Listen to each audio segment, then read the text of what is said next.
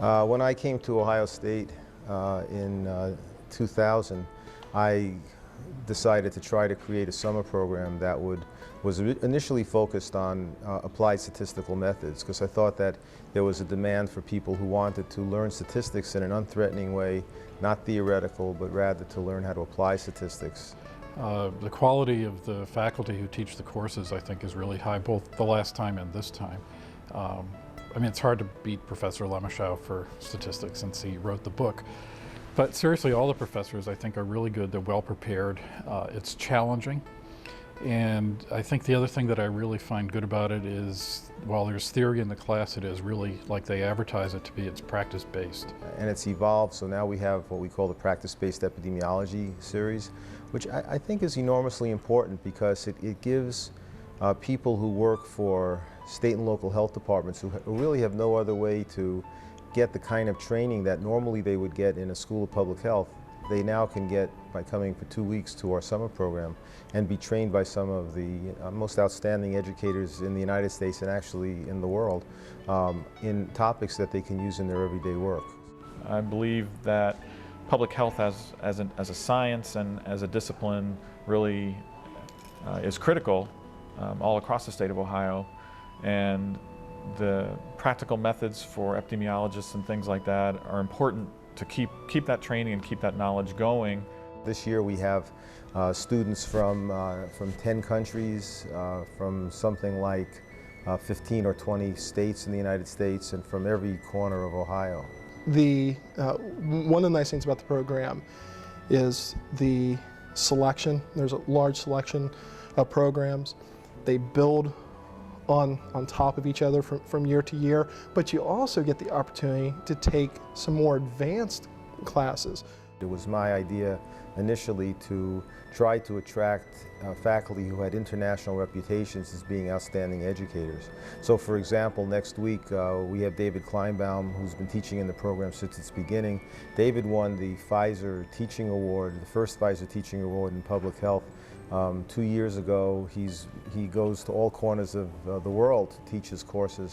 I mean, he's an outstanding educator, but the others are as well. I mean, it really has been a process of, we don't just ask people to come and teach. We first find out about their teaching ability, and then we really try to attract the best people we possibly can and bring them here to teach in this program. Have a chance to get into, like right now, you know, I'm taking a class on chronic and cancer epidemiology, which is interesting because, you know, we have a lot of problems like that in the southern part of the state where I live, and it's just helpful to get more of the background about, you know, what sorts of things are associated with, you know, certain types of chronic diseases and cancer especially, and you know, get some basic methods for understanding how to, you know, do some standard measures and, you know, assess problems. There are other classes, like the one I'm taking right now is GIS. You could definitely apply that for mapping of disease trends and et cetera with your work every day. We're trained to use the data, but not always critically appraise it as much as we probably should. And this course has been fabulous in really taking it to a different level. I would hope to come back either next year or the year after to take the survival analysis course. I was able to use the skills that I learned here very frequently in doing disease investigation, outbreak investigations, and you know, just disease surveillance in general terms, you know, and preparation for planning for disaster and emergency response. Currently I'm taking the GIS class and the health survey research methods, and both of those are really valuable to my work because Ohio Medicaid is one of the sponsors of the Ohio Family Health Survey. And also we do a lot of GIS analysis regarding where our population is and what expenditures are in different parts of the state. So both of those courses are going to be very useful. One of the first years that I went to this, there was actually an outbreak of salmonella in Athens County, actually. The week that I came here, I got a call that morning from a nurse saying that they had an outbreak, and I was able to use a lot of the things that I was taking in the epi class that I was in at the time to help guide some of the actions and things that I was taking that week. For instance, 2 years ago I was able to take Dr. Lemonshaw's logistics regression class, which was a great class, and was able to take it directly back and apply it to a foodborne outbreak that happened in Montgomery County with 200. It was at a banquet center, and there was 200 participants, and we had to do the food histories and all of them. And having the logistics regression experience that I gained here, was able to apply a more advanced model for doing the disease outbreak analysis. So that was fantastic. I'm actually, as a special project manager, being tasked with doing that and creating a strategic plan for the health department. And the tools that I'm learning this week are so apropos to what I'm doing that it's going to, one, speed the process up for me, and two, I'm going to do a much better job of it than I would have if I had not come to this class. Well, for instance, the class that I'm taking right now in the morning is one on survey research methods, and we do a lot of surveys in Medicaid, and we're actually planning one right now that is for Ohio's physicians, and we're going to need to do some pretty intricate stratification of the sampling. And so it's nice to have this really fresh in my mind, and to have some good references, and to have my peers who are also in the class be trained in it as well, who might not have had the training before.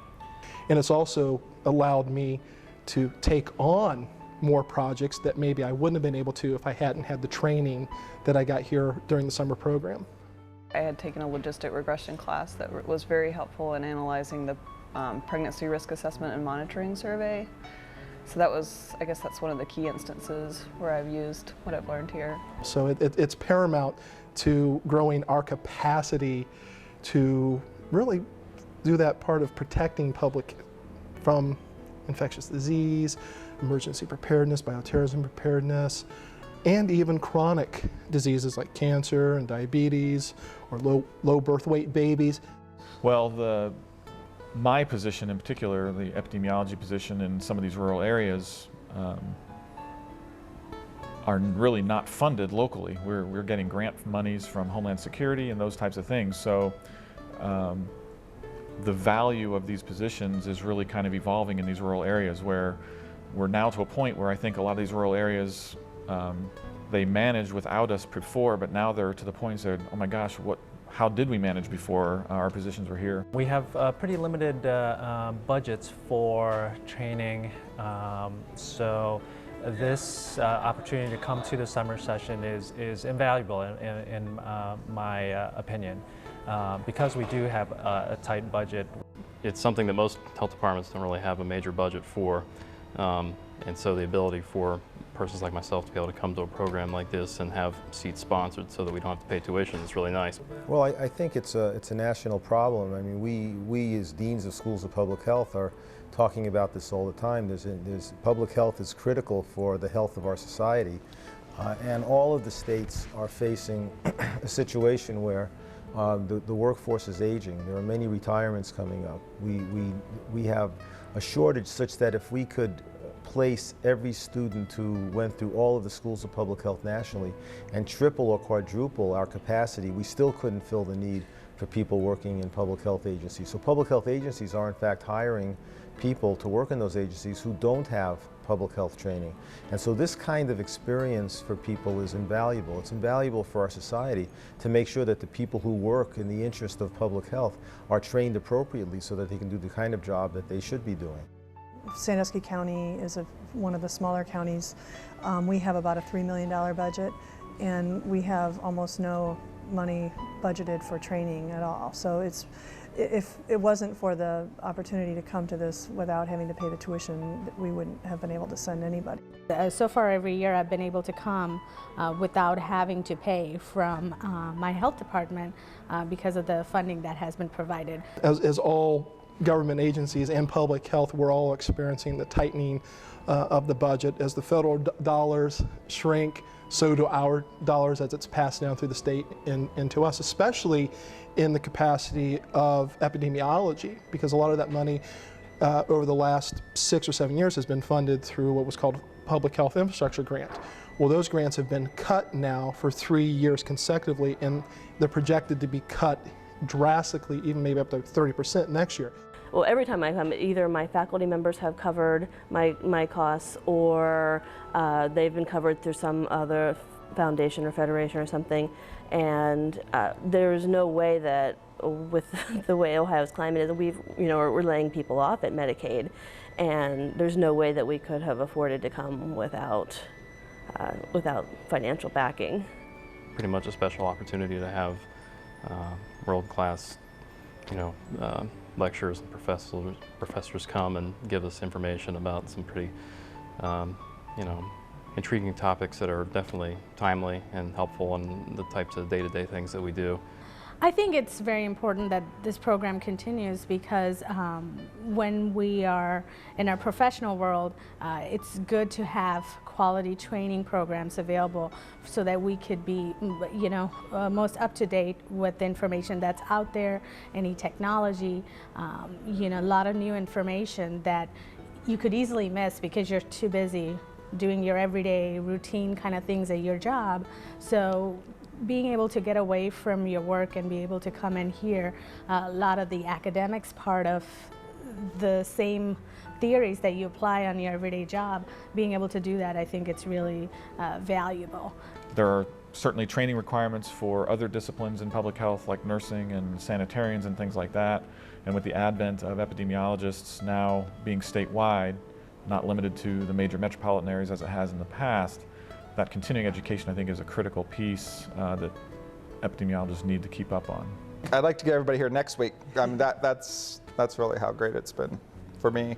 All the different state departments that are here, that we're all learning the same information so that when we do work together as teams and collaborations on things, that we all sort of speak the same language because we've all been trained in these same, the regression skills or the epidemiology skills or that sort of thing. I think The total package here that we learn has increased the capacity of public health over the last 5 years that we've been offered the scholarships to this program. We keep the price for students to take our courses extremely low. We've been told by outside individuals that our prices could be double what they are and still be reasonable. So we've really tried to keep the prices low, but still the people who work in our state and local health departments can't afford to pay those prices. So we really rely on grants and other funding so that we can give scholarships to students so that they can fill the seats in these courses. I mean, this is extremely important. It's extremely important for